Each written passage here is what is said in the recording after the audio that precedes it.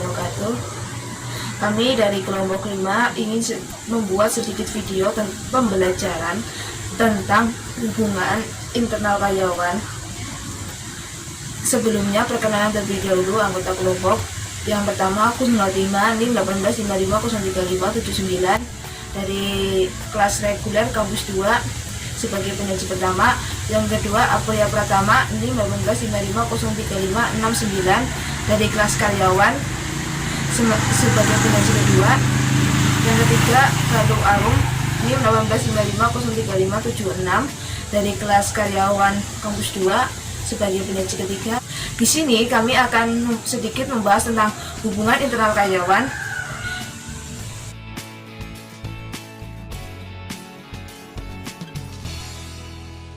Hubungan internal karyawan adalah aktivitas-aktivitas manajemen sumber daya manusia berhubungan dengan perpindahan para karyawan dari dalam organisasi.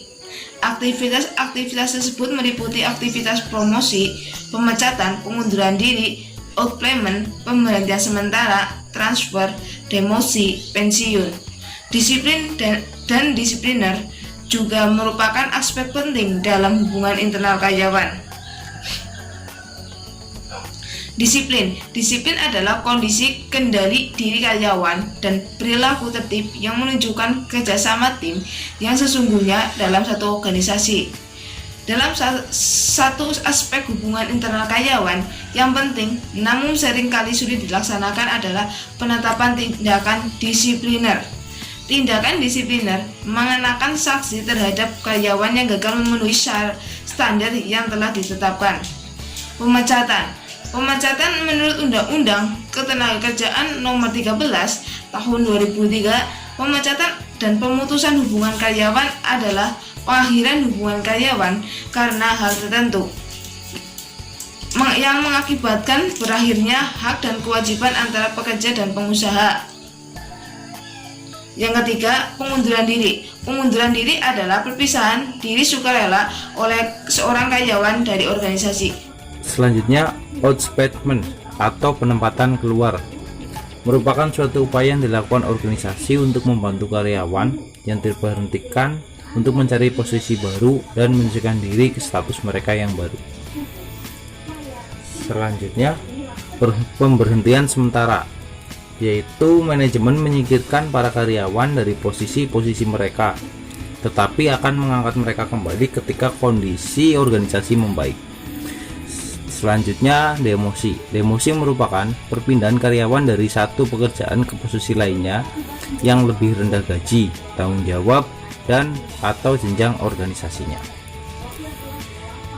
Selanjutnya, transfer adalah perpindahan karyawan dari suatu pekerjaan ke posisi lain yang gaji, tanggung jawab, dan jenjang organisasionalnya relatif sama. Apabila promosi menyangkut perpindahan ke atas, maka transfer merupakan perpindahan horizontal dari satu pekerjaan ke pekerjaan lainnya. Transfer merupakan kesempatan untuk berkembang dalam rangka aktualisasi diri. Sedangkan promosi adalah perpindahan karyawan dari suatu pekerjaan ke posisi lainnya yang lebih tinggi gaji, tanggung jawab, dan atau jenjang organisasinya. Pensiun adalah pemisahan diri oleh karyawan tua dari organisasi. Pensiun memungkinkan mereka untuk mencari minat atau kepentingan di luar pekerjaan, seraya membuka peluang posisi dan karir bagi karyawan lain. Pensiun dini merupakan pensiunan yang lebih awal dari keharusan pensiun yang ditetapkan dalam peraturan yang bersifat normatif.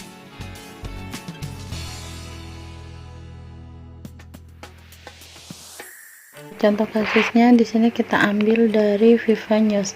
Garuda salah manajemen dan pilot ancam mogok.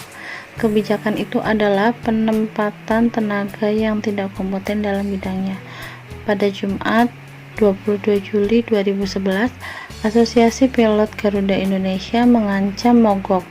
Ancaman ini dilontarkan karena terkait perencanaan pengadaan pesawat yang dinilai tidak memperhatikan kebutuhan tenaga pilot.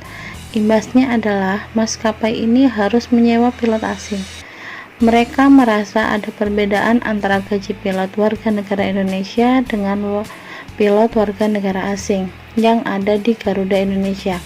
Garuda Indonesia memberikan gaji yang lebih mahal kepada kopilot warga negara asing, yaitu sekitar kurang lebihnya 7.200 US dollar Amerika per bulan dan 40 juta rupiah per bulan untuk kapten pilot warga negara Indonesia. Maka dari itu, maskapai tempat mereka bekerja dinilai sudah menyimpang dari standar penerbangan nasional Indonesia. Sebenarnya permasalahan dalam kasus tersebut adalah jadwal terbang yang tidak sesuai standar penerbangan internasional.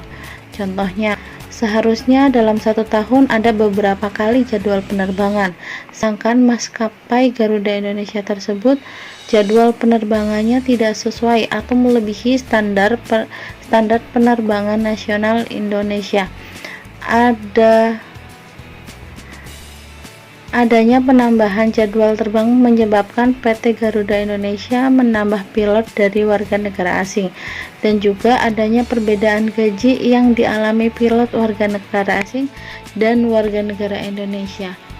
Beritanya, untuk mengakhiri konflik kedua belah pihak, Menteri BUMN Bapak Mustafa melakukan mediasi dan menjadi ketua penyelesaian konflik manajemen PT Garuda Indonesia dengan para pilot lain yang mogok. Konflik diakhiri dengan jalan perdamaian, yakni para pilot mengakhiri aksi mogoknya dan pihak manajemen PT Garuda Indonesia yang juga berjanji untuk menyelesaikan masalah dan tuntutan pihak pilot.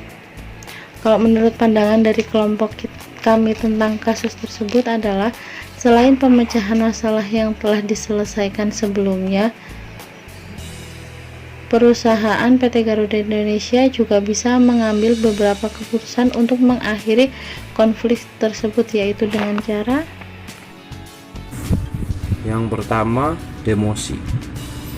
Di sini demosi yaitu apabila pilot atau tenaga kerja yang kurang profesional atau tidak sesuai standar kelayakan, maka dipindahkan ke tingkat tugas dan tanggung jawab yang lebih rendah, yang biasanya juga mencangkup pengurangan bayaran. Yang kedua, promosi. Di sini promosi apabila pilot atau tenaga kerja yang lebih profesional atau sudah sesuai standar kelayakan, maka akan ada baiknya dipindahkan ke sebuah posisi pada level yang lebih tinggi dalam organisasi. Yang ketiga, memberikan kesetaraan gaji antara WNA dan WNI sesuai jabatan pangkat yang dimiliki tanpa pandang bulu. Selanjutnya, yang keempat, memperbaiki jadwal penerbangan yang sesuai dengan standar penerbangan nasional Indonesia. Selanjutnya, yang kelima, lebih mengutamakan pilot yang berkualitas dari Indonesia daripada pilot asing.